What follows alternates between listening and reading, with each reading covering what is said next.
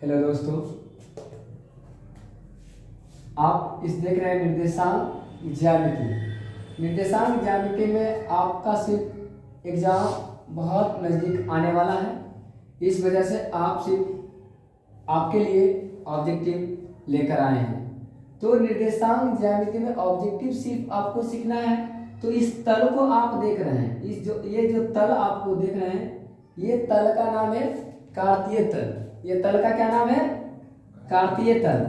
कार्तीय तल में देखिए पहला भाग ये है और ये दूसरा भाग, ये तीसरा भाग, ये चौथा भाग। ये पहला दूसरा तीसरा इस तरह से ना बोलना है किसी को, इसका नाम होता है। देखिए ये कितने भागों में है? 1 2 3 4। तो पहला है तो बोलेंगे चतुर्थांश, प्रथम चतुर्थांश, प्रथम चतुर्थांश। इसका देखिए नाम हो जाएगा द्वितीय चतुर्थांश,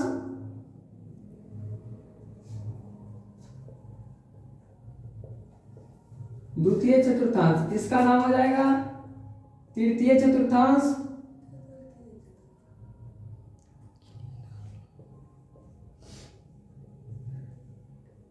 ये देखिए चतुर्थ चतुर्थांश।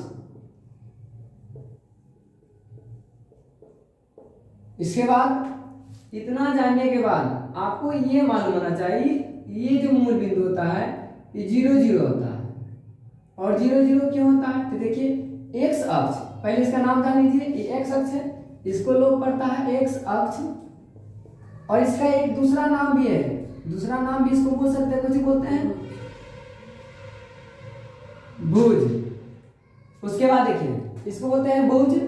और ये वाई निर्देशांक इसको पढ़ते हैं वाई अक्ष।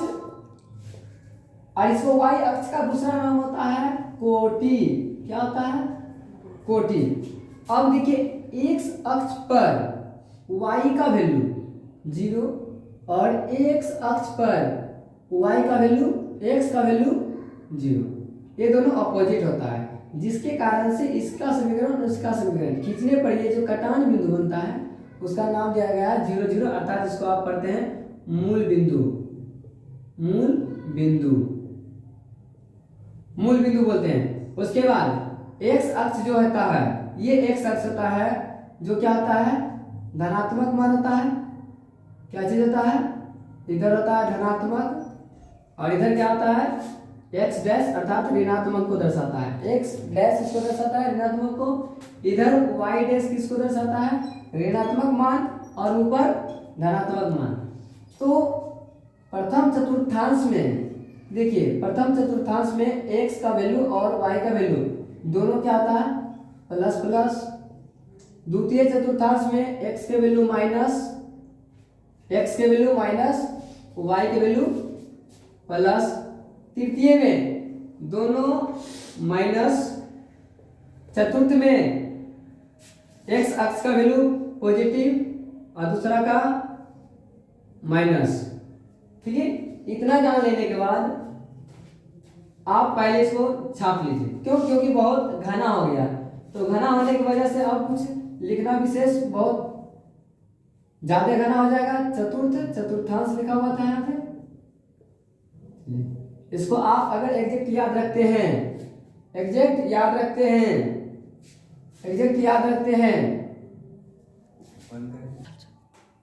देखिए आप लोगों को बोला गया था कि छाप लीजिए। अगर आप नहीं छाप सकते हैं तो आप इसको स्क्रीनशॉट भी ले सकते हैं। स्क्रीनशॉट ले लिए, लेने के बाद देखिए अब इसको हम मिटाते हैं। चलिए साफ कर देते हैं बाबू। Yes sir. साफ कर दिए, आइए साफ कर दिए। उसके बाद देखिए आपका सवाल कैसे बोल, जितना बताएं उस लेवल के अनुसार से उसी का सवाल देखिए कैसे पूछता है आपसे। सवाल आपसे पूछ देगा 3, -15 किस चतुर्थांश में स्थित है? किस चतुर्थांश में स्थित है? किस चतुर्थांश में स्थित है? तो आपको बताना है किस चतुर्थांश में स्थित है। तो आपको ये नंबर के ऊपर नहीं जाना है। 3, -15 जो लिखा हुआ है इस नंबर पे मत जाइए।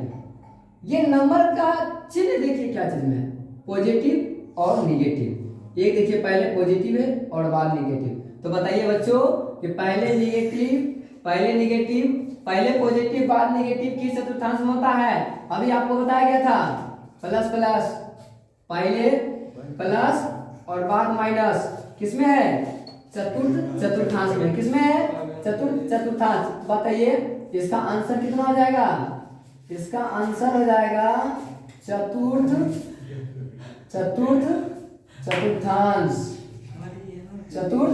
चतुर्थांश। इतना समझ में आ रहा? इतना समझ आने के बाद मिटाते हैं इसको। देखिए यस सर। चलिए इतना समझ में आया? Yes sir. तो इसी तरह का करते, इसी तरह का बहुत सा आपसे सवाल पूछा जाएगा। बता दीजिए कि 4,9 की चतुर्थांश में स्थित है। बोलिएगा प्रथम चतुर्थांश में। अगर आपसे बोल देगा 9,-11 तो बोलिएगा चतुर्थांश में।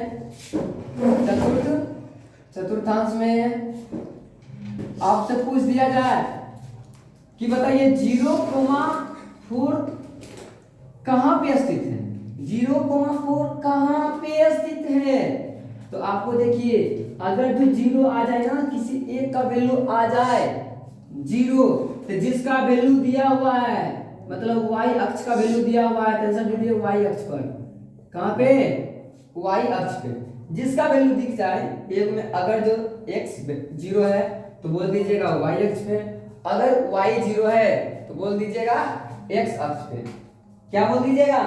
x अक्ष पे। कब? जब रहेगा 5,0, x अगर जो y 0 रहेगा, कुछ रहेगा y 0 रहेगा तो बोल दीजिएगा कहाँ पे स्थित है? x अक्ष पर। अगर वैल्यू x 0 रहेगा बोल दीजिए y अक्ष पर। इतना समझ में आया? इतना समझ आने के बाद देखिए इसको साफ करते हैं। और आपसे इसमें पूछा जाता है कि बताइए ऐसे, और कोई बिंदु आपसे दे देगा, कोई बिंदु दे दिया, मान लीजिए सब कुछ यहाँ पे बिंदु दे दिया 4,3, बोलेगा इसमें भुजा का मान कौन है? बताइए भुजा किसको कहते हैं? अभी जस्ट आपको बताया गया था कि x को क्या कहते हैं? भुज कहते हैं, अर्थात भुज कहते हैं। तो भुज का वैल्यू कितना देगा? भुजा को पहले, x को पहले लिखा जाता है, तो x पहले लिखे बाद में y। ये x का वैल्यू है, ये x अक्ष का मान है, x अक्ष का मान, और ये y अक्ष का मान। ठीक है? तो अब ऐसा सवाल अगर जो आपसे पूछ दिया जाए x के वैल्यू कौन होगा तो बता सकते हैं x अक्ष का वैल्यू कितना आएगा। बहुत अच्छा। चलिए उसके बाद देखिए कि अगर जो आपसे बोल दिया जाए कि -3, -7, -3, तो बताइए इसमें कोटि का मान कौन होगा? या तो y अक्ष का मान बोलेगा या तो कोटि का मान बोलेगा। y अक्ष का मान बताना है या तो कोटि का मान बताना है। तो बताइए कोटि का वैल्यू मतलब y का वैल्यू। तो y कौन है बाबू? y देखिए यहाँ पे यही है, ये है y अक्ष का मान। ये क्या है? y अक्ष का वैल्यू।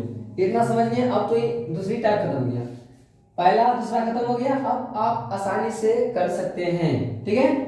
चलिए साफ कर देते हैं। उसके बाद देखिए आपको बोल देगा दो बिंदु की डिस्टेंस मूल बिंदु से। कितने बिंदु से? अब अगला टाइप है, बोल देगा कि मूल बिंदु से, मूल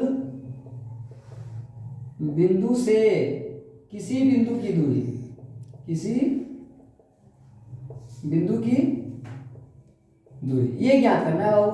मूल बिंदु से किसी एक बिंदु का दूरी पूछ देगा, आपको करना कुछ नहीं। देखिए मूल बिंदु ये 0, 0 और दूसरी बिंदु देख लीजिए, मान लीजिए यहाँ पे है, जिसका मान लीजिए दूरी कितना हो जाएगा x, y कर दीजिए, और इसी का डिस्टेंस आपसे पूछ देगा। ये हो गया a से b की डिस्टेंस, इसको a मान लीजिए, b मान लीजिए। मानने का देखिए आप ये नहीं कि मूल बिंदु है, ओरिजिन बिंदु तो o ही मान सकते हैं, आप a भी मान सकते हैं, आपको कोई नहीं रोक सकता है। ठीक है? चलिए a से b की दूरी पूछा, लिख दीजिए a से b की दूरी। तो थोड़ा सा वो इधर ध्यान दीजिए। थे अगर आप इधर लंबवत खींच देते हैं, ऐसे यहाँ से खींच देते हैं, ये देखिए 90 डिग्री कोण बना लेता है। 90 डिग्री कोण बनाने के दरमियान आप यहाँ एक बिंदु मान लीजिए C है, तो B से C की दूरी कितना हो जाएगा? देखिए इस समांतर किसके समांतर है, y के समांतर है, तो मतलब ये y का वैल्यू होगा, मतलब ये y का मान लीजिए यहाँ पे, और ये किसके समांतर है, ये देखिए ये x का वैल्यू है, ये क्या है x का वैल्यू है, मतलब यहाँ से ये x का वैल्यू हो गया, ठीक है। ये y यहाँ से y का वैल्यू और यहाँ से x के वैल्यू। तो अब देखिए ये समकोण त्रिभुज ना दिख रहा है आपको, त्रिभुज ए सी बी से कोण C बराबर 90 डिग्री, इसी के आधार से आप निकाल करके, क्या ये आप इसको कर्ण बोलते हैं, क्या आप इस कर्ण का वैल्यू नहीं निकाल सकते हैं। रूट अंडर कितना होता है, लंबाई स्क्वायर, तो लंबाई कितना है वाई स्क्वायर और प्लस चौड़ाई स्क्वायर मतलब एक्स स्क्वायर, या आप इसको ऐसे भी लिख सकते हैं root under X square plus Y square, ठीक है, X square plus Y square. इसके बेसिस पे सवाल पूछा जाएगा आपसे। अब बोलेगा दो बिंदु दिए रहेगा, दो बिंदु दिया रहेगा ए और बी, इसका वैल्यू x1 और y1 और इसका वैल्यू x2 और y2, ठीक है। जिस बच्चे को अगर जो इसका सिद्धीकरण चाहिए तो वो कमेंट करेंगे, उसका सिद्धीकरण फिर उसका वीडियो बना करके डाला जाएगा। तो अब ऑब्जेक्टिव हम क्या बता रहे हैं आपको, ऑब्जेक्टिव दृष्टि से, क्योंकि आप एग्जाम नजदीक हो रहा है तो सिद्धीकरण नहीं देखिए, बहुत ही हल्का था तो आपको संक्षिप्त में सिद्धि करके दिखाया गया, सिद्ध करके दिखा दिया गया, पर ये बहुत थोड़ा हार्ड होता है, लंबा होता है प्रोसेस, उसके लिए कोई दिक्कत ना है। आइए इसका दूरी ए से बी की दूरी, दूरी जिसको बोलते हैं आप दूरी सूत्र बोलते हैं, कुछ बोलते हैं दूरी सूत्र, करेंगे root under x2 minus x1 के whole square plus y2 minus y1 के होल स्क्वायर, हो गया। इतना होने के दरमियान ये आपका दूरी सूत्र बन के रेडी है, क्या है, बन के रेडी है आपका ये दूरी सूत्र तैयार है। तो आइए इसके बेसिस और इसके बेसिस पे कुछ खास सवाल कर लेते हैं ताकि हमको भी समझ में आएगा और ये आपको भी समझ में आएगा। तो आप अगर इसको छापना चाहते हैं तो छापिए, ना तो स्क्रीनशॉट ले लीजिए, ये आपकी मर्जी है, आपके ऊपर डिपेंड करता है, ये आपके ऊपर। चलिए जहां तक कि आप जानते हैं आपको भी बताया गया था, दूरी सूत्र तक का कॉन्सेप्ट बताया गया था। चलिए हमने कुछ सवाल बोर्ड पे लिख दिए हैं। तो पहला सवाल पढ़ो, ये क्या बोला, बिंदु 4,-3, बिंदु 4,-3 किस चतुर्थांश में स्थित है। देखिए चतुर्थांश की बात कर रहा है, यहाँ पे देखिए ये चतुर्थांश की बात कर रहा है, किसकी बात कर रहा है, चतुर्थांश की। तो आपको बताए थे बाबू कि चतुर्थांश में आपको ये अंक नहीं देखना है, सिर्फ देखना है निगेटिव और पॉजिटिव। तो देखिए निगेटिव पॉजिटिव देखना है तो 4,-3 ये लिखा हुआ है एक नंबर में, तो 4,-3, तो देखिए 4 देखिए पॉजिटिव है और ये देखिए तो x निर्देशांक जो है वो कुछ पॉजिटिव है और y निर्देशांक निगेटिव, इसका मतलब है पॉजिटिव और निगेटिव किसमें, चतुर्थांश में, किसमें, चतुर्थांश जो आप बनाते हैं पॉजिटिव और क्या निगेटिव पॉजिटिव, और इधर आपको बताया था बोलेगा कौन, बोले बहुत अच्छा। चलिए इसके बाद इधर देखिए पॉजिटिव और निगेटिव, इतना ही बताए थे। तो देखिए पॉजिटिव और निगेटिव किसमें, चतुर्थ में ना, तो चतुर्थ में टिक लगाइए, हो गया। उसके बाद देखिए कार्तीय तल में स्थित, दूसरा क्वेश्चन, कार्तीय तल में स्थित किसी बिंदु 6,4 के कोटि का मान होगा, किसी बिंदु 6,4 में कोटि का मान पूछ रहा, ठीक है, 6,4 है, 6,4 कोटि में का मान मतलब कोटि का मान मतलब y का वैल्यू, तो बताइए y ये ना है, y है अर्थात कोटि का वैल्यू कितना होगा, कोटि का वैल्यू 4। तो देखिए कोटि कहाँ है बताइए बाबू, 4 यहाँ, तो 4 ठीक है। उसके बाद बिंदु 2,3 एवं -2, देखिए बीच की दूरी सूत्र से, दूरी सूत्र आपको बताया गया था, चलिए दूरी सूत्र आपको बताया गया था। तो ये मत देख रहे हैं कि सर ताक झाँक रहे थे, तो ताक झाँक नहीं कर रहे थे बल्कि ये मिटाने वाला देख रहे थे कि भाई कहाँ पे रख दिए हैं। चलिए इसके बाद मिटाते हैं।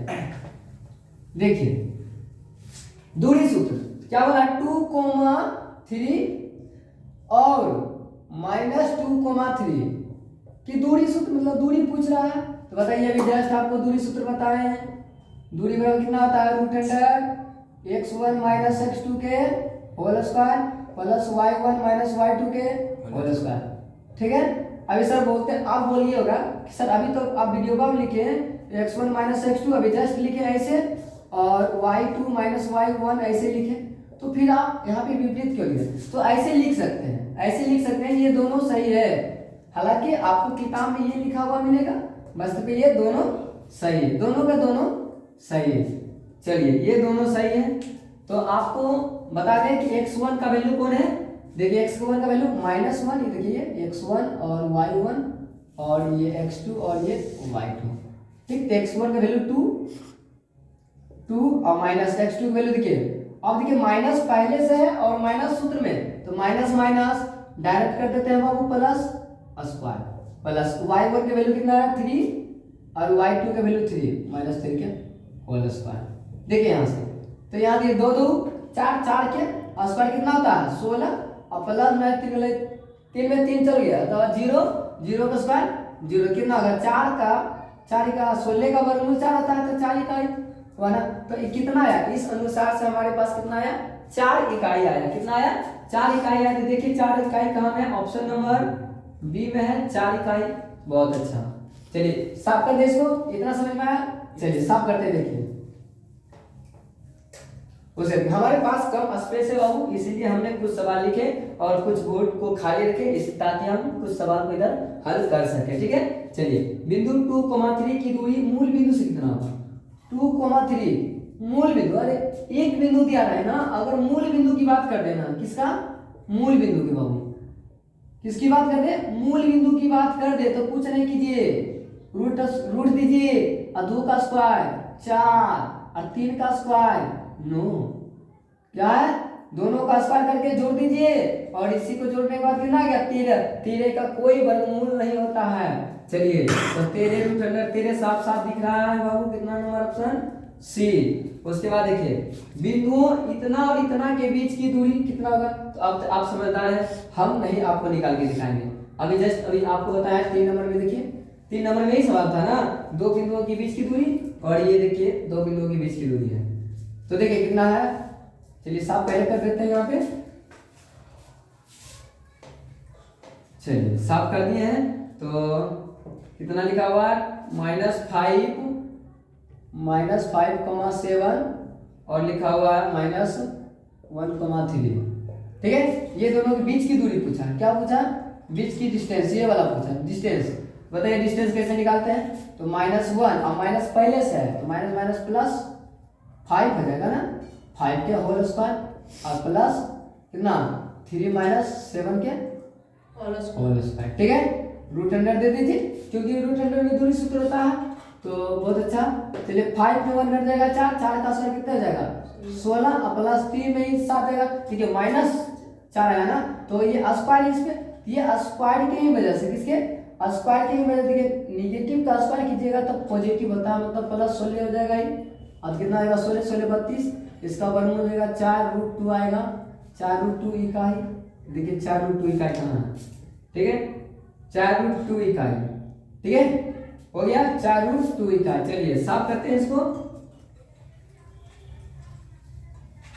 उसके बाद देखिए 6 नंबर में वही है, बिंदु इतना है वो इतना के बीच की दूरी कितना होगा। तो देखिए अब हम डायरेक्ट करते हैं, आपको बताने के लिए जाने रहे। ठीक है, 2 सवाल हमने किया और तीसरा आप खुद से भी कर सकते हैं। देखिए 2 में 4 घटाइएगा -2 और -2 का स्क्वायर कर दीजिए, प्लस कर दीजिए 3, कितना लिखा हुआ है पहले लिख देते हैं 2 और 3 लिखा हुआ था। बोलिएगा सर यहाँ साफ से नहीं दिख रहा है, तो बगल में तो लिखे नहीं है। तो चलिए बहुत अच्छा लिख दिया बाबू। 2 में 4 घटाइएगा -2 का स्क्वायर, 3 में 1 घटाइएगा कितना 2 के स्क्वायर, रूट दे दीजिए कितना हो गया -2 का स्क्वायर 4 प्लस 4, बचवा जी सर सिखा रहे हैं सर 4 8। ठीक है, तो ये आप बोलिएगा, तो आप नहीं जानते हैं तो सीखिए। तो हमारा तो फर्ज है कि भाई छोटा से छोटा करके बताना ताकि आपको समझ में आ जाए। 4 है ना, 8 आ गया। देखिए 8 कहीं ऑप्शन में मिल रहा है, ऑप्शन में बोलिएगा सर नहीं है, देखिए ऑप्शन में है। कैसे क्या, अब इस 8 को आप ऐसे नहीं लिख सकते हैं 4 गुना 2, देखिए तो 6 दूनी 8 हुआ, आई 4 के वर्गमूल नहीं निकलेगा 2√2। देखिए है ना ये ऑप्शन में। थर्ड ऑप्शन कहाँ है, ऑप्शन नंबर ए में देखिए लिखा हुआ है ना, ऑप्शन नंबर ए में लिखा हुआ है। चलिए किसी बिंदु की y अक्ष से दूरी, अगर y अक्ष से पूछेगा, जिस बिंदु का दूरी पूछेगा y अक्ष से पूछेगा कितना वाई अक्ष से, तो आंसर देना है एक्स अक्ष। कितना देना है? आंसर देना है एक्स अक्ष बाबू, चाहे एक्स निर्देशांक बोल दीजिए, एक्स निर्देशांक उल्टा कर देना, जस्ट इमेजिन उल्टा कर दीजिएगा। ठीक, अगर जो आपसे पूछ दिया जाए, अगर आपसे पूछ दिया जाए कि एक्स अक्ष से किसी बिंदु की दूरी, तो एक्स अक्ष से किसी बिंदु की, देखिए मान लीजिए बिंदु यहाँ है, इसकी दूरी पूछ रहा है कहाँ से? एकड़ा से, एकड़ा से ये वाला। तो ये वाला देखिए किसके समांतर में लेनी है? वाई के समांतर है ना, तो लिख दीजिएगा आंसर में वाई निर्देशांक। वाई निर्देशांक किसके समांतर है? वाई के समांतर है, तो वाई निर्देशांक लिख देना है। देखिए क्या है क्वेश्चन मेरा, ये था एक्स किसी बिंदु की वाई अक्ष से दूरी उस बिंदु का कहलाता है, क्या कहलाता है बाबू? एक्स निर्देशांक। देखिए एक्स निर्देशांक क्या है? एक्स निर्देशांक क्या है? चलिए अब उतना कॉन्सेप्ट पढ़ने के बाद हमने कुछ सवाल किया, जैसे कि आप देखिए 8 गो सवाल था, 8 सवाल किया, और फिर हम आगे भी कॉन्सेप्ट पढ़ते हैं बाबू। कॉन्सेप्ट हमारा आगे यही है, अगला कॉन्सेप्ट हमारा यही है कि दो बिंदुओं के बीच, मान लीजिए दो बिंदु, एक बिंदु यहाँ है और एक बिंदु है यहाँ, ये दोनों को मिलाने वाली रेखा, इसका निर्देशांक कर दीजिए x1 और y1, और इसका निर्देशांक x2 और y2, मिलाने वाली रेखा के मध्य बिंदु, कुछ बोला, मिलाने वाली रेखा के बीच मध्य बिंदु का नियामक। तो मध्य बिंदु मतलब होता है बीचों बीच, कैसे होगा? बीचों बीच होगा। आइए देखिए बीचों बीच होता है, तो बीच मतलब मान लीजिए यहाँ एक बिंदु है बीचों बीच, ये मध्य बिंदु मान लीजिए, मान लो बाबू ये है मध्य बिंदु, और इसकी निर्देशांक कुछ है, मध्य बिंदु का निर्देशांक, मध्य बिंदु का ही निर्देशांक आपसे पूछ रहा है, तो मध्य बिंदु का निर्देशांक के लिए आप पी वैल्यू मान लीजिए इसका, और इसका नियामक मान लीजिए कि x, y है। कितना है? x, y है। तो कुछ नहीं करना है मध्य बिंदु के नियामक के लिए, p का निर्देशांक लिख दीजिए, इसीलिए p का निर्देशांक, p का निर्देशांक अर्थात x, y बराबर x, y। तो करना कुछ नहीं, मध्य बिंदु, अभी आप पढ़ते होंगे औसत, माध्य पढ़ते होंगे, तो औसत में कितने पढ़ते हैं? सभी संख्याओं का योग सभी संख्याओं से भाग। माध्य में की पढ़ते हैं? माध्य मतलब होता है बीचों बीच में। तो कुछ नहीं कीजिए, लास्ट और फर्स्ट जोड़ दीजिए, मतलब x1 प्लस x2 कर दीजिए, और बटे कर दीजिए कहते 2, अब कोमा इधर कर दीजिए y1 प्लस y2 बटे 2। ये आपका सूत्र होता है बाबू, ठीक है। अब इसे आप सिद्धि करने से फायदा है कि आप ऑब्जेक्टिव पढ़ रहे हैं, तो ऑब्जेक्टिव पढ़ रहे हैं बाबू, तो हालांकि ऑब्जेक्टिव के अनुसार से ये सही है, और आपको जल्दी जल्दी करना पड़ेगा, तो जल्दी जल्दी सिर्फ सूत्र पर फोकस कीजिए, सूत्र के बिना कोई पानी नहीं, सूत्र पर फोकस कीजिए। चलिए फोकस कर लिए। आप देखिए जैसे सवाल रहेगा, इससे जैसे सवाल आप कर दीजिएगा कि 3,4 और 4,-5 को मिलाने वाली रेखा का मध्य बिंदु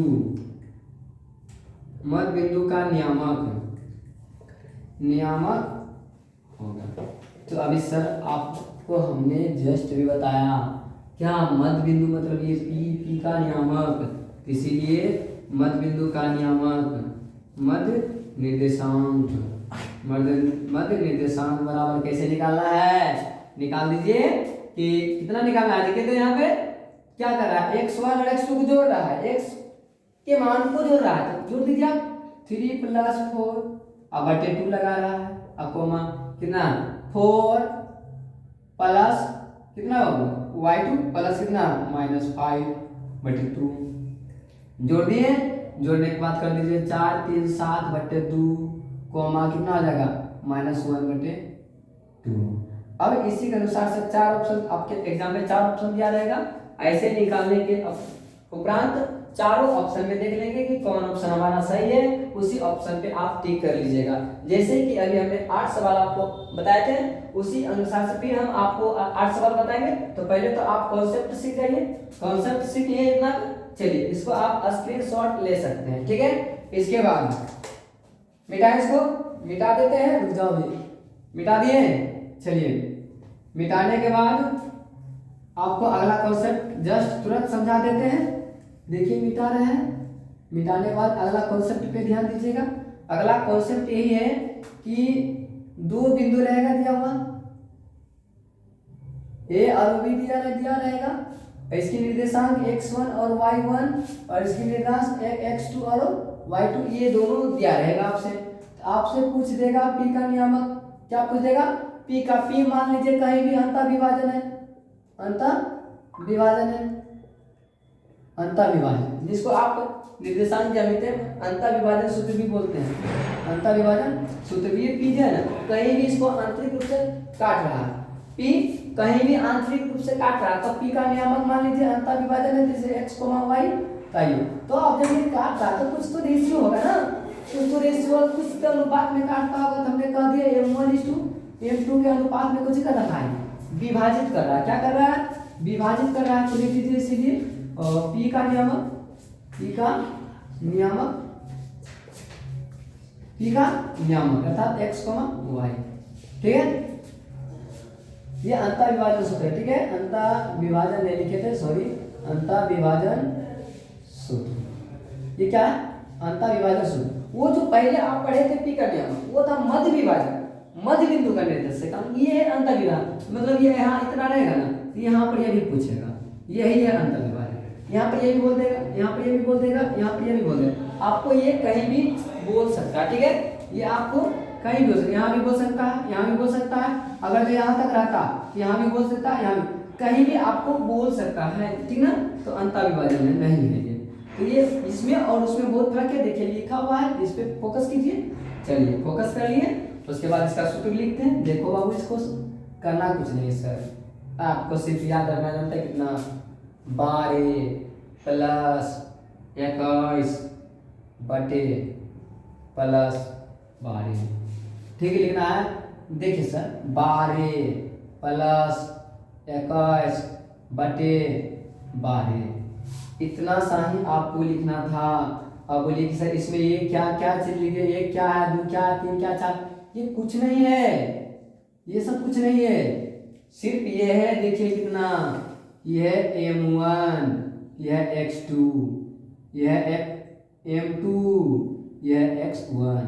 क्या है, m1 x2 plus m2 x1 बटे m1 प्लस m2, हो गया। इधर भी उसी अनुसार सजा दीजिए। कितना सजाना है बाबू, 12 प्लस 21 बटे 12, 12 प्लस 21 बटे 12 कर दीजिए। कितना, m1 y2 m2 y1 बटे m1 लिखा हुआ था वो, m1 कितना लिखा हुआ था, m1 और ये प्लस y2, ठीक है। अंतः विभाजन प्लस करके निकाल दीजिए, निकाल दिए। चलिए ये अंतः विभाजन सूत्र आपका हो जाता है। उसके बाद हम अब कुछ सवाल करते हैं। सवाल करने से पहले एक और कॉन्सेप्ट सीखिए लीजिए आप लिखने के लिए, सूत्र लिखने के लिए। क्या चीज का सूत्र, 3 बिंदु जो दिया रहता है ना, 3 बिंदु दिया रहता है, ए बी सी डी दे रहेगा और इसका निर्देशांक भी दिया रहेगा, x1 y1 और इसका x2 y2 और इसका x3 और y3, ये तीनों दे रहेगा। तीसरी का बोलेगा क्षेत्रफल निकालने के लिए, कुछ निकालने बोलेगा, क्षेत्रफल वाला सूत्र निकालना पड़ेगा आपको, क्षेत्रफल ही निकालना पड़ेगा। चलिए देखते हैं, इसके बाद इसका अगले कॉन्सेप्ट पे देखते हैं। चलिए अगला कॉन्सेप्ट है, इसको मिटाएं, पहले देख लीजिए, इसमें जैसे में देख लीजिएगा, बोलिएगा सर जैसे में नहीं बताएं, आइए ये तो समझ लीजिए जैसे में, ताकि आपको भी समझ में आए अच्छी तरह से। मान लीजिए ए है और ये ए भी है, ठीक है।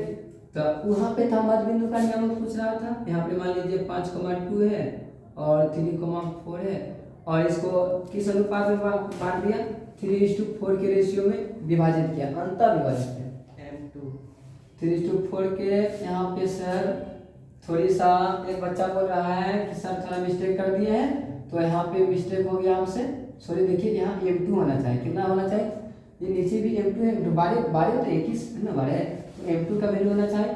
बहुत अच्छी की बात है, M2 बच्चा बोला है, बहुत अच्छा ध्यान देता है। चलिए आइए, तो इस रेशियो में इसको क्या कर रहा है, विभाजित कर रहा है, तो इसी विभाजन बिंदु का सूत्र पूछेगा।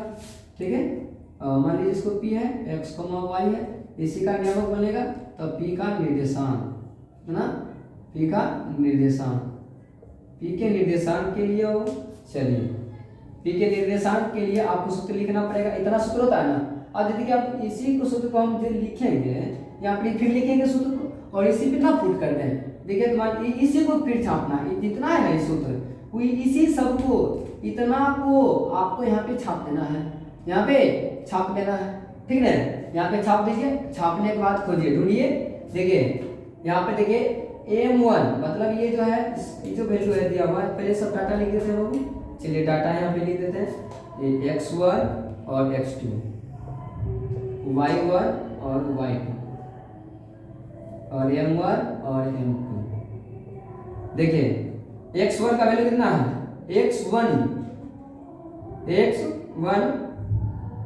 5, x2 3 है। ठीक है, चलिए उसके बाद y1 है 2, y2 4, M1 3 4, हो गया इतना।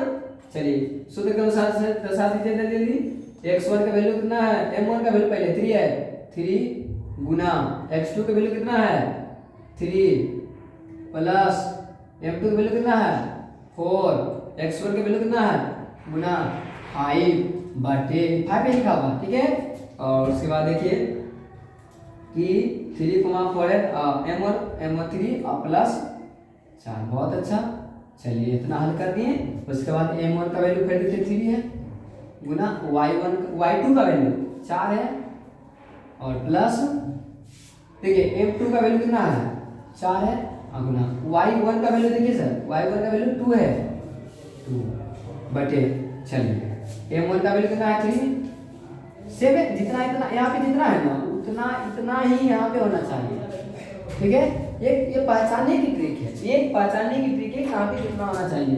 ठीक है, चलिए देखिए 3 तिया 9 और 3 तिया 9 और प्लस 4 5 20 और बटे 7, 4 5 20, 4 तिया 12 प्लस 4 दूनी 8 बटे 4 तिया 4 3 7। ठीक है, चलिए इसको जोड़ दीजिए, 20 और 9 जोड़िए, 20 और 9 कितना हो जाएगा 29 बटे 7, कोमा कितना होगा 12 8 20 बटे 7। ये आपका आंसर हो गया किसका, ठीक है। तो हालांकि ऑब्जेक्टिव देखिए एक तरह से हो गया ना, बहुत लंबा हो गया, तो इतना कम के ही बराबर देता है। आप उधर याद कीजिएगा कि जितना वो 8 सवाल में होता है ना, वैसा टाइप ज़्यादा ऑब्जेक्टिव पूछता है। दो बिंदुओं के बीच की दूरी, मध्य बिंदुओं का बीच की मध्य बिंदु का नियामक और मूल बिंदु से किसी बिंदु की दूरी, ये सब पूछता है। बिंदु इतना किस चतुर्थांश में स्थित होगा, बिंदु 0,4 बोलेगा 0,4 कहाँ स्थित होगा, तो बोले y का वैल्यू y अक्ष पे होगा। ठीक है, ये सब ज्यादा पूछता है, थोड़ा ज्यादा लंबा आ जाता है। ठीक है, चलिए इसके बाद हम आप स्क्रीनशॉट ले लेते हैं, ले लीजिए। उसके बाद हम अगला कॉन्सेप्ट पूरा क्लियर हो गया, अगला कॉन्सेप्ट की बात करते हैं। चलिए अगला कॉन्सेप्ट है त्रिभुज के क्षेत्रफल। चलिए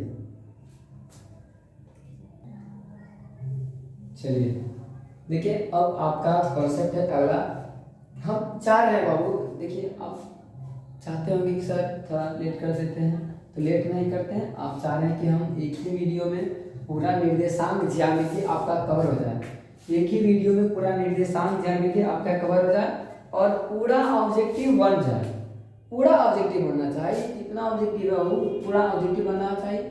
ठीक है, चलिए हम यही चाह रहे थे कि एक ही वीडियो में पूरा ऑब्जेक्टिव बन जाए और पूरा आपसे भी बन जाए, हमसे भी बन जाए तो आपसे भी बनना चाहिए ना। जब आप पढ़ लिए तो आपसे बन जाना चाहिए। तो आइए देखिए, 3 बिंदुओं से घिरा क्षेत्र, जब 3 बिंदु से घिरेगा क्षेत्र तो कैसा होगा, आप ही जानते करते हैं। 3 बिंदु 1 बिंदु 2 बिंदु 3, इसको तीनों मिलाइएगा तो त्रिभुज न बनेगा, जैसा कि आपको चित्र में दिखाया गया है। देखिए हमने बना दिया और यहाँ पे ए का भी निर्देशांक मान लिया x1 और y1 और b का x2 y2 और x3 और y3 हमने आपसे मान के दिखा दिया। और इसी का आपसे एरिया पूछेगा, ABC का क्षेत्रफल, ABC का क्षेत्रफल। तो करना कुछ नहीं, आपको हाफ लगाना है, मॉडुलस चिन्ह देना है। मॉडुलस का परस्पर यही उद्देश्य होता है कि अगर जो वैल्यू निगेटिव, मान लीजिए निगेटिव में आ रहा है तो इसको पॉजिटिव बना देता है। बनाने के दरमियान क्या क्या आप देखिए, जो भी एरिया होता है, क्षेत्रफल होता है, चाहे लंबाई होता है, तो कभी निगेटिव नहीं होता है, वो कभी भी नहीं होता। कभी होता है? नहीं होता है। इसीलिए आइए देखिए, लिखना शुरू करना, हाफ लगाना है, ये लगाना है, उसके बाद आपको लिख देना है, कुछ नहीं लिखना है, साधारण भाषा में लिखना है 123 कितना लिखना है 123 प्लस लगाना है 231 प्लस लगाना है और लगाना है 123 लिख दिए ना, 123 231। अब लिखना है बाबू 312 कितना लिखना है 312 लिखना है। तो अब पीछे से दो को आप घेर दीजिए, कितने कितने घेरना है, दो को घेर दीजिए, पीछे से दो घेर दिए ना, चलिए घेर दिए। घेरने के बाद अब बोलिएगा सर ये क्या लिख रहे हैं, लिखने दें वो थोड़ा सा सब्र कीजिए, अभी आपको जस्ट पता चल जाएगा हमने क्या लिखा। ठीक है, अब इस पे x जितने ब्रैकेट से जितना भी बार है उस पे x बैठाइए, यानी कि ये बार था, ये बार है, x बैठा दिया, और ब्रैकेट के अंदर जितना भी है उसमें y बैठाइए। उसमें क्या बैठाना है, देखिए y बैठा दीजिए, उसमें एकदम y।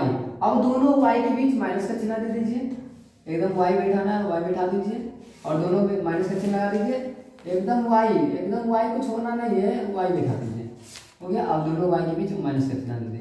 अब देखिए, अब आपको समझ में आ गया होगा कि हालांकि हम क्या लिखना चाह रहे थे, हम क्या लिखना चाह रहे थे, ठीक है, हम क्या लिखना चाह रहे थे बच्चों, देखिए हो गया। ये होगा त्रिभुज के क्षेत्रफल सूत्र 1 2 3 1 2 3 2 3 1 3 1 2, ठीक है।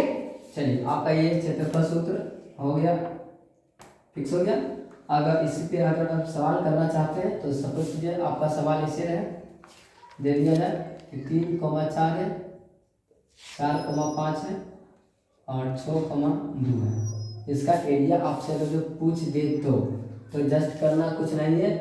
अब देखिए खोजने में परेशानी होगा तो जल्दी लिख दीजिएगा x1 x2 x3, डाटा लिख दीजिए, डाटा लिखिएगा ना तो बहुत अच्छा रहता है बाबू। डाटा नज़र के सामने होना चाहिए, नज़र के सामने, चलिए नज़र के सामने, बहुत अच्छा।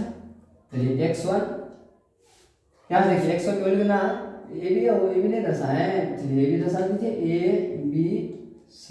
तो x1 और x2 x3 और y1 y2 y3, बहुत अच्छा हो गया। अब यहाँ से आप सवाल पे धर दीजिए, मान पुटिंग कर दीजिए, कल पुटिंग तो करना ही है, सिर्फ पुटिंग करना है आपको। 1/2 x1 का वैल्यू कितना है 3 इंटू y2 का वैल्यू कितना है, देखिए तो 5, जल्दी जल्दी करिए, y2 और प्लस x2 का वैल्यू कितना है बाबू, x2 देखिए 4 है और y3 देखिए 2 है और माइनस y1 4 है और प्लस x3 की वैल्यू 6 है और y1 की वैल्यू 4 है और माइनस देखो माइनस, ठीक है, और y2 का वैल्यू बैठा है। बहुत समझ जाइए कि आप चाहते हो कि सर बहुत स्पीड में बैठा दिए, क्या आप भी बैठा सकते हो उतना स्पीड में, क्या बैठाया हुआ गलत नहीं है, गलत को जांचिए, गलत को फोकस कीजिए, गलत को जांचिए, ठीक है। तो आप भी स्पीड में लिखते लिखते आप स्पीड लिख सकते हैं, ठीक है। तो चलिए हो गया, आप देखिए स्पीड पे हल करते हैं। चलिए देखिए इसको घटाइएगा, 5 में 2 गले 3 और 3 तिया 9, चलिए प्लस हो गया। अब देखिए 2 में 4 घटाइएगा -2 होता है, कितना होता है, यहाँ पर आएगा -2 और 4 और -2 तो यहाँ -8, चलिए बहुत अच्छा। उसके बाद देखिएगा इसको घटाइएगा, देखिए -1 होता है, तो 6 में 1 कीजिएगा तो माइनस कितना होता है 6, बहुत अच्छा। चलिए इसको जोड़ दीजिए 1/2। अब देखिए कितना हो गया 814 और 14 और 9, देखिए ये दोनों निगेटिव जुटेगा, पॉजिटिव जुटेगा, तो 14 हो गया इधर और 14 में 9 जाएगा तो कितना बचेगा, 14 में 9 जाएगा 5 बचेगा, मतलब -5 बचेगा। चलिए अब देखिए इसीलिए मॉडुलस लगाया जाता है, अंदर आ गया ना माइनस। क्या बताइए, वैल्यू क्षेत्रफल कभी भी निगेटिव होता है, कभी नहीं निगेटिव होता है, इसीलिए मॉडुलस का प्रयोग किया जाता है, ताकि आप इसको ऐसे लिख सकते हैं 5 और 5/2 वर्ग इकाई, क्या देंगे बाबू, वर्ग इकाई, क्या देंगे, वर्ग इकाई। ये आपका आंसर हुआ। ठीक है, ये इसे अनुसार से तीनों का लिखना है। ठीक है, चलिए ठीक। देखिए पहले आपको कुछ कॉन्सेप्ट समझाया गया था, इसके उपरांत हमने कुछ सवाल लिखे और इसी सवाल को सॉल्व करते हैं। और आज की क्लास यहीं तक ही रहेगा, और अगला क्लास जो भी आएगा वो अगला वीडियो अगला कॉन्सेप्ट रहेगा, और अगला चैप्टर का भी नाम रहेगा, अगला चैप्टर का ही बना जाएगा। और अब तो यहाँ से आप एक टारगेट, ऑब्जेक्टिव टारगेट का किताब लेकर के बना सकते हैं आप आसानी से। ठीक है, चलिए हम अपने सवाल पे ध्यान देते हैं कि पहला बड़े सवाल क्या होता है। बिंदु 8,10 8,10 और बिंदु ए है, इसका नाम दिया हो, और बिंदु बी है, क्या बोला हमने, यह है तो बिंदु इतना तथा इतना को मिलाने वाली रेखा का मध्य बिंदु, देखिए यहाँ पे लिखा हुआ है, क्या बोला है, मध्य बिंदु का निर्देशांक के लिए देखिए आपको सूत्र लिखा दिया गया कि जोड़ करके हाफ कर दीजिए। तो जोड़ दीजिए, 8 × 4 12 कितना हो गया, 12 में हाफ कर दीजिए, 10 6 कितना हो गया, 16 में हाफ कर दीजिए, तो कितना आ गया, देखिए 6,8 आ गया ना बाबू, 6,8 आ गया ना। तो 6,8 दी कहाँ पे है, 6,8 देखिए ऑप्शन नंबर ए में है, ऑप्शन नंबर ए आपका बिल्कुल राइट आंसर होगा। चलिए दोस्तों अगला देख लीजिए, इसको बताते हैं। चलिए पहले बिंदु इतना था इतना को मिलाने वाले, ये भी सवाल देखिए फिर से सेम है, सवाल सेम फिर से दे दिया 4,5 खाली है, और बी में दिया हुआ है 6,5 इतना दिया हुआ है। सवाल देखिए सेम है ना, सवाल सेम। ए रे बाबू रे, इधर ध्यान देना, कुछ जिंदगी में फिर करते रहेगा वो सब। पहले इधर ध्यान देता, बिंदु इतना और इतना है ना, इतना और इतना, तो किसका बोला, मध्य बिंदु का निर्देशांक। यहाँ भी ये पढ़िए, देखिए यहाँ भी यही बोला है, मध्य बिंदु का निर्देशांक।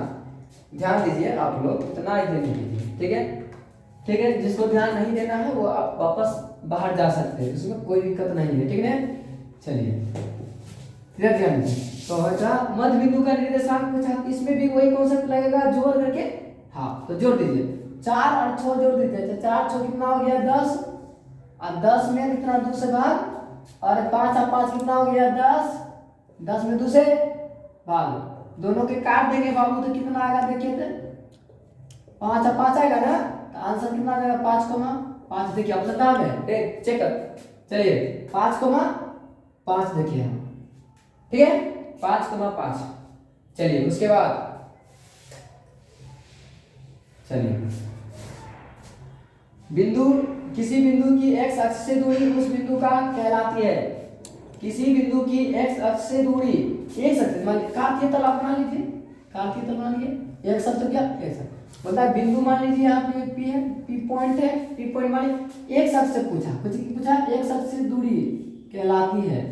बताइए ये जो दूरी कहलाएगा, ये वाला किसके समांतर, y का समांतर ना, अभी आपको जस्ट बताया था कॉन्सेप्ट में, तो y निर्देशांक कितना, y अक्ष बोलिए चाहे y निर्देशांक बोलिए, तो देखिए कहाँ है y, ऑप्शन में देना, ऑप्शन में है, तो y अक्ष का दूसरा नाम होता है क्या, कोटि। तो क्या देखिए ऑप्शन में कोटि ना है, देखिए तो ऑप्शन में है कोटि। चलिए अगला, y अक्ष से 5 इकाई दाईं, चलिए अगला देखिए, y अक्ष से 5 इकाई दाईं, y अक्ष बना दीजिए पहले बाबू, कार्तीय तल तो पहले बनाइएगा, y अक्ष है दाईं जाना है, 5 इकाई दाईं जाना मतलब दाईं इधर कर दिए, दायां इधर नहीं समझ में आता, दायां बायां तो खड़ा हो जाइए, आप दायां इधर बोल सकते हैं, दायां हाथ को दायां बोल दीजिए, बायां हाथ को, फिर फेस किधर होना चाहिए, बोर्ड की तरफ होना चाहिए, फेस बोर्ड की तरफ होना चाहिए। ठीक है, तो 5 इकाई दूरी पर बोल दिए, 5 इकाई दाईं और x अक्ष पर एक बिंदु P स्थित है, तो P के निर्देशक x अक्ष पे स्थित है, मतलब P यहाँ पर स्थित है, तो P का नियामक बोला, तो हम आपको कॉन्सेप्ट में बताए थे क्या, x अक्ष पे y के वैल्यू 0 होता है, तो x का वैल्यू कितना है 5 और y का वैल्यू 0, 5,0। देखिए 5,0 कहाँ, 5,0 और ये बचा रे 5,0 है, देखिए ना। चलिए 5 नंबर अगला कॉन्सेप्ट देखो बाबू, जल्दी जल्दी बनेगा, ये सोचने वाली बात नहीं है, ना सोचने वाली बात है, ना समझने वाली बात है। चलिए ए बी सी, देखिए इस सवाल को हम बनाएंगे ना और आपको सिर्फ समझा देते हैं कि करना की है। सवाल में देखिए बिंदु ए बी सी दिया हुआ, ए का दिया हुआ है 0,6 और बी का निर्देशांक दिया हुआ है -5,3 और सी का दिया हुआ है 3,1 मिला लिए और बोलता है कि त्रिभुज के शीर्ष त्रिभुज बना दे, तो बोलता है कौन सा त्रिभुज होगा। तो आपको पहले हम बता देते हैं कि समद्विबाहु त्रिभुज के लिए दो भुजा बराबर होना चाहिए। कितने भुजा? दो भुजा, अर्थात ए बी बराबर बी सी और नॉट इक्वल ए सी होगा ना तो चलेगा। ए बी बराबर बी सी और नॉट इक्वल ए सी अगर जो हो जाए इसको बोल सकते हैं कि समद्विबाहु त्रिभुज है। ठीक है, ऐसा कंडीशन आ जाए तब, ऐसा कंडीशन आ जाए तब। अगर जो सपोज कीजिए कि आपके पास ऐसा कंडीशन आ जाए कि ए बी बराबर बी सी बराबर ए सी, तीनों के तीनों बराबर आ जाए तो आप यहाँ पर बोल दीजिएगा कि कौन सा त्रिभुज होगा? समबाहु त्रिभुज। किधर है? यहाँ देखिए, समबाहु मतलब सभी भुजा बराबर, तो सभी भुजा बराबर के लिए समबाहु त्रिभुज कंडीशन चुनिएगा। उसके बाद विषम बाहु, मान लीजिए सपोज कीजिए आप तीनों अलग अलग हो जाए, तीनों नॉट इक्वल हो जाए, तीनों नॉट इक्वल, तो तीनों अलग अलग हो गया ना, तो इसको बोलेंगे विषम, मतलब तीनों तीनों अलग है, तो इसको बोलेंगे विषम बाहु त्रिभुज। ऑप्शन सी चुनिएगा। अगर ये कंडीशन आया तो सी चुनिएगा, ये कंडीशन आया तो ऑप्शन बी चुनिएगा, और अगर ये कंडीशन आ गया तो ऑप्शन ए चुनिएगा। अगर कि अब इस तीनों में ये भी आपको थोड़ा सा जांच लेना चाहिए, आप क्योंकि होशियार है तो ये भी जांच लीजिएगा कि क्या दो भुजा के वर्गों का योग क्या तीसरी भुजा के बराबर होता है? तीसरी भुजा के बराबर होता है। अगर ये ऐसा होता है तो बोलेंगे कि समकोण त्रिभुज है, अगर नहीं होता है तो बोलेंगे समकोण त्रिभुज नहीं है। ठीक है, तो हालांकि हमको ये नहीं लगता है कि ये आएगा, हमको लगता है ये गलत ही हो जाएगा और हमको ज्यादा चांस है कि विषम बाहु त्रिभुज ही आंसर होना चाहिए, क्योंकि ऑब्जेक्टिव ऐसा निर्देशांक देता है ना, विषम बाहु त्रिभुज का ही देता है। कौन सा देता है? विषम बाहु त्रिभुज का ही नियामक देता है, हमेशा विषम बाहु त्रिभुज देता है, उसके बाद अलावा कुछ नहीं देता है। तो आप जांच लीजिएगा, उसको छोड़ देते हैं सर। चलिए इसके बाद अगला कॉन्सेप्ट है ये 6 नंबर देख लीजिए बेटा इसको। खाली दूरी निकाल लेना है, दूरी निकाल के तीनों को देख लेंगे, तीनों दूरी समान आया कि नहीं, या दो को समान है या एगो। चलिए हम 6 नंबर की बात करते हैं। कितने नंबर की? 6 नंबर की बात करते हैं। तो 6 नंबर वाला एक्स अक्ष से, ये एक्स अक्ष है, एक्स अक्ष से एक्स अक्ष पर बोला बाबू, सॉरी एक्स अक्ष पर बिंदु जो कि बिंदुओं ए और बी से समदूरस्थ है। यहाँ मान लीजिए एक बिंदु है एक्स अक्ष पर, तो बताइए एक्स का वैल्यू कुछ होगा, वाई का वैल्यू कुछ होगा 0, और दो बिंदु दिया है, एगो ए एगो बी दिया हुआ है, एगो ए और एगो बी दे दिया है, एगो ए एगो बी दे दिया। इसकी दूरी और इसकी दूरी, दोनों की दूरी कुछ ये डिस्टेंस सेम है। एक वैल्यू कितना है -1,0 और बी के वैल्यू कितना है 5,0। ठीक है, तो आप देखिए सर कि बोलिएगा कैसे बना दिए, तो हटाइए, ये थोड़ा अजीब जैसा लग रहा था, चित्र गलत था, और हम आप एग्जैक्ट फिगर आपको बना के दिखाते हैं। बिंदु कर दीजिए हमने कितना p x, 0। ठीक है, -1,0 देखिए स्टार्ट कर दीजिएगा, तो -1 यहाँ होगा, -1,0 यहाँ होगा, और 5,0 5,0 तो कहाँ हो सकता है 5,0, तो थोड़ा सा देखिए इसको और आगे कर देते हैं और इसको मान लेते हैं, और कितना x,0 इधर होगा 5,0, ये हो गया a, ये हो गया b, 5,0। इसका निर्देशांक पूछता है, दूरी पूछा है, दोनों दूरी सेम है, यहाँ से यहाँ का भी दूरी सेम है, यहाँ से यहाँ का भी दूरी सेम है। तो सपोज कीजिए कितना आना चाहे, अगर आप अंदाज लगाते हैं, फोकस कीजिए, अंदाज लगाते हैं, तो ये -1 से 5 तक में क्या होता है, 6 का लकीर खींचना पड़ेगा। देखिए कैसे, देखिए देखिए देखिए, सूत्र ना लगा करके हम डायरेक्ट कर देते हैं। आपको देखिए -1 1 2 3 4 5 हो गया। देखिए -1 1 2 3 4 5।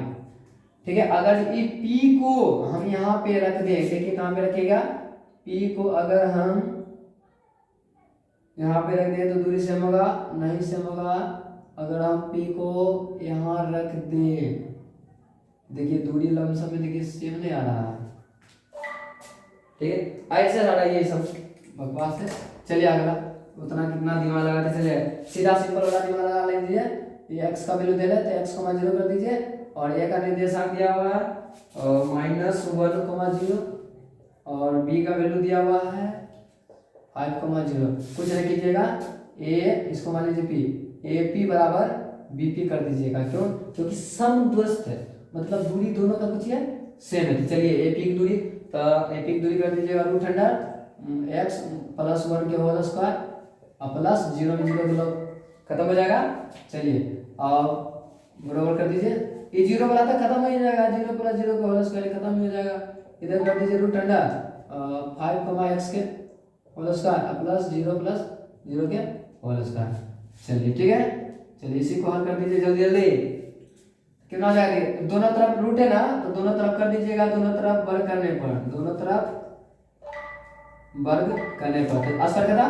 कितना हो जाएगा, x + 1 के होल स्क्वायर और वर्ग काट कीजिएगा, थोड़ा सा दिमाग लगाइए तो देखिए तो कि ये तो खत्म हो जाएगा, x वाला वैल्यू खत्म हो जाएगा, ये खत्म हो जाएगा, ये खत्म हो जाएगा, तो स्क्वायर की वैल्यू 1 होता है, x + 1 हो जाएगा। इधर स्क्वायर की वैल्यू कितना है -5, स्क्वायर दो है तो वर्गमूल निकल ही जाएगा, लेकिन इस पे स्क्वायर है तो वर्गमूल निकल जाएगा। कितना हो जाएगा, x + x बराबर कितना 5 - 1, तो 2x बराबर कितना 4, आज खत्म हो गया, कितना आ जाएगा 2, x बराबर कितना आ गया 2 आ गया बाबू, कितना आ गया। तो देखिए कहाँ ऑप्शन में 2, 0, 2, 0 देखिए ऑप्शन यहाँ पे है 2, 0। ठीक है, हो गया। चलिए अब यही तो आसानी है, देखिए 6, 5 में कितने में 6, -5 में 5 का x नियामक पूछा, x का वैल्यू पूछा, किसका वैल्यू पूछा, x नियामक। x नियामक क्या है, तो भुजा का मान पूछा, तो भुजा का मान कितना होता है, x का वैल्यू है ना, बोलिएगा 6। चलिए देखिए 6 कहाँ, चलिए 6, ठीक है।